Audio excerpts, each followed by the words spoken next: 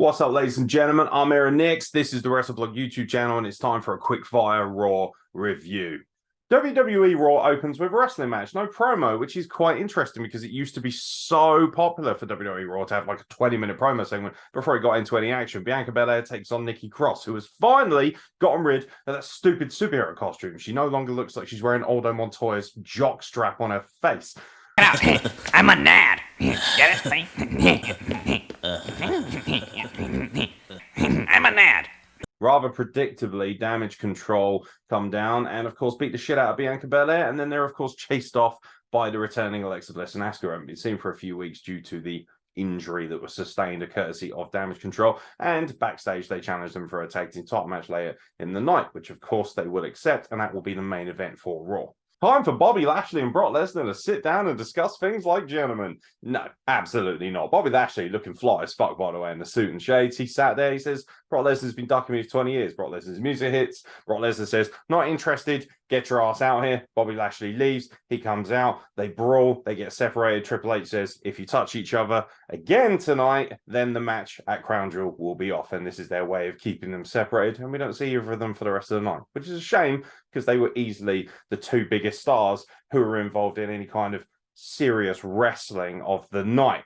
The only match that really felt that serious and really felt like it had any marquee value of the entire night was Seth Rollins versus Austin Theory. And that, for me, was actually slightly short. Good match, though. Great technicalities, great wrestling. Austin Theory loses again, though. Can't help but feel like he is definitely the bitch. He was anointed by Vince McMahon. Ever since Vince McMahon has stepped back and Triple H has taken in charge, Austin Theory has looked like a fucking bitch. Bitch, Stewie, come here and meet my friend Brian. Hey there, Stewie. Oh, what's that? You got a friend? Oh, I'm always happy to meet one of your friends. Dear God. How do you do? Pleased to meet you. I'm Bitch Stewie. Roman Reigns is on Raw. I was excited, but unfortunately, this segment wasn't that great, despite having Roman Reigns and Paul Heyman in it. They come out, they talk shop for a little bit about Crown Jewel, then they're interrupted by The Miz. He comes out and acknowledges Roman Reigns, sucks up to him and says, hey, I can cut a deal with you. I can tell you how to avoid getting knocked out by Logan Paul. And Roman Reigns, of course, turns around and says, everyone's talking about me getting knocked out.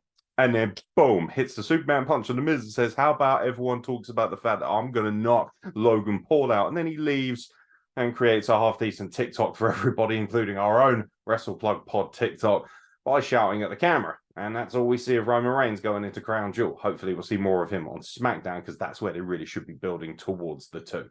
Judgment Day's Damian Priest versus Carl Anderson. Carl Anderson actually picks up the win, which is a good thing, but of course, he hasn't got time to celebrate it. Rhea Ripley gets involved, there's shenanigans, and the Judgment Day ends up beating the shit out of the OC as we build towards their six-man tag at Crown Jewel. Gotta be honest, I was very excited when this first started up, and slowly but surely, it's kind of becoming a bit more dull. I wanted more promos. I wanted more presentation. These guys are much better at entertainment. Let AJ Styles and Finn Balor do the rest of it. Let the other guys get involved. The Rhea Ripley shenanigans are funny. You've got, obviously, Dominic as well, who's the X Factor on the outside. And the OC, the Good Brothers, they're funny. But, you know, they're fine wrestlers, but they're not amazing wrestlers. I don't care about seeing them wrestle. Match was okay. Don't really care. Carl Anderson wins, like I say, but meh, whatever. If I'm struggling to give a shit about Judgment Day and OC, I'm certainly not going to give a shit about a WWE Hall of Famer who allegedly fingers young boys in the shower. What are you looking at? JBL comes out. He's the manager of Baron Corbin. This sucks. Then R-Truth comes down. It's kind of comical, but kind of boring. And he gets beaten up for his troubles for interrupting a pointless segment. And to be honest, it doesn't matter how good Baron Corbin is as a heel. He always feels like he's going to be an under mid-carder at best. And adding JBL to him doesn't really add the kind of heat that I want to see. Nobody likes JBL. Anyone in their right mind who thinks JBL is good, something wrong with you. JBL is just an obnoxious, disgusting redneck. And also, by the way, I'm not taking a man seriously who comes out and says everybody snowflakes. You got knocked out by Joey Styles, bro. Zip it up. Matt Riddle versus Otis in a trick or street fight. It's a street fight, but it's got pumpkins. Great. Whatever. The only thing that was really a highlight of this was the fact that everyone came out dressed in ridiculous garb, except for Elias, who just didn't give a shit. It was like, no, I'm just Elias. Matt Riddle comes out as Ezekiel. Thought that was very funny, wearing these uber tight jock straps, speedos, whatever you want to call them. That was very amusing. And then, of course, the real highlight for me is we got Mad Otis back for one night alongside Chad Gable. They just let him loose. They came out doing the whole Patrick Swayze thing, the Chippendales thing. It was very funny. Very funny. This match was quite amusing. This match reminded us all that although Otis has been really good as a serious destroyer, even though he hasn't really had a chance to flex himself alongside Chad Gable, we're reminded of how funny he is and how entertaining he is. The guy was so over in the Mandy Rose shenanigans. Mandy Rose, of course, celebrating 1 year of NXT champion tomorrow night, or tonight if you're watching this. I'm disappointed.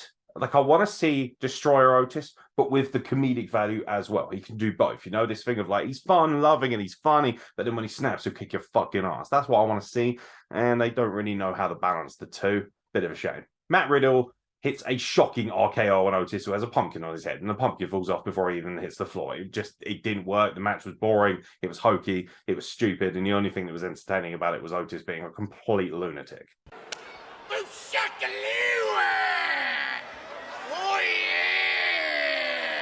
The Miz versus Mustafa Ali. I never thought I'd see the day where I said, I don't give a shit. The Miz is one of the best heels and one of the most underrated talents that WWE has ever had in its history. Mustafa Ali is an incredible athlete, and of course, there's a representation factor, being Middle Eastern like myself.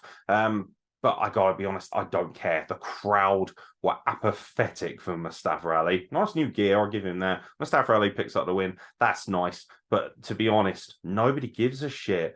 And we're not really caring about Dexter Lumis and The Miz all that much because it's just been going on for so long. Speaking of which, this really caps off what was, for me, a very below mid Raw. Johnny Gargano does this 60-minute style ESPN interview where he sits down with Byron Saxton and says that actually Dexter Lumis wasn't genuinely attacking The Miz. It's all a ruse. It's all a conspiracy theory. And somewhere down the line, The Miz stopped paying him and now he's really attacking him. And it just felt cheap and nasty. It wasn't funny like a lot of the stuff with The Way on NXT. It wasn't shocking in any way to any of us if we're trying to take it seriously. It did not hit the mark. It made Johnny Gargano look like a complete toolbox, which isn't a great thing because the guy's a great wrestler.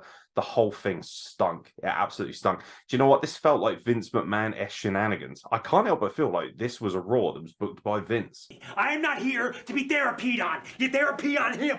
You don't therapy on me. And in your main event of the evening, the WWE Women's Tag Team Championships were on the line. Io Sky and Dakota Kai defending against Alexa Bliss and, of course, Asuka. Match was fine, actually. You had Bianca and Bayley at ringside. The match itself was really, really good, actually, now that I think about it. Definitely one of the better women's tag matches I've seen. It took a little while to get going. One of the biggest problems, however, is that Io Sky and Asuka are so much better than the other women when it comes to wrestling, particularly the women involved in this match. And that's coming from somebody who loves Dakota Kai and doesn't mind looking at Alexa Bliss, it has to be said.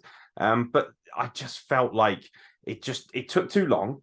And I know that a lot of women's wrestling fans, like my good friend Astrid, are going to say, yeah, but the women deserve more time. Yes, they do. Overall on the show. But just because you can wrestle for 20 minutes doesn't mean you have to. And also, why can we have this on a pay-per-view if it was going to be that big a deal? It main evented the show. The titles changed hands as well, which was a surprise. Obviously, Bayley and Bianca are incapacitated because they brawled to the outside. There's this huge Bayley to belly for a table. That was a cool little spot. Got a holy shit chant from the crowd. And of course, this provides enough distraction in the ring.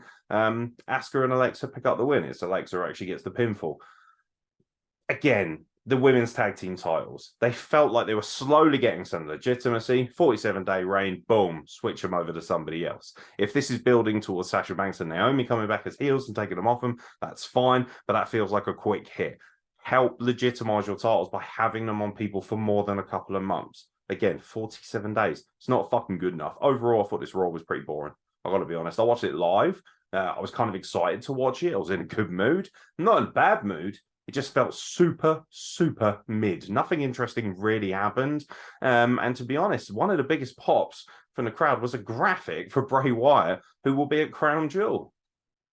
Cool. That doesn't really speak well to the volume of it. And once again, the biggest issue with Raw is the one that they could fix if they pulled their heads out of their fucking asses. Stop having 3-hour Raws. Go back to 2. Look at how good SmackDown is. Look how popular it is. It gets more viewers. It's on a better network. It makes more money. It has bigger stars. And it's 2 hours long. Why does Raw have to be 3 hours? If it's because USA are paying you, I'm sorry. You can't tell me that somebody else wouldn't pay comparable money and pay you very good money to do a 2-hour show on Monday night somewhere else. I find that hard to believe. And I actually think that the ratings would go up as well because it's Raw. Everybody's used to watching it. It's always going to have that 1 to 1.5 million of loyal viewers. And if you have it down to 2 hours, more people might tune in because 3 hours is too fucking long. It's the length of a pay-per-view. And I only want to watch pay-per-views once a month. So why do I want to watch a 3-hour Raw 4 times a month?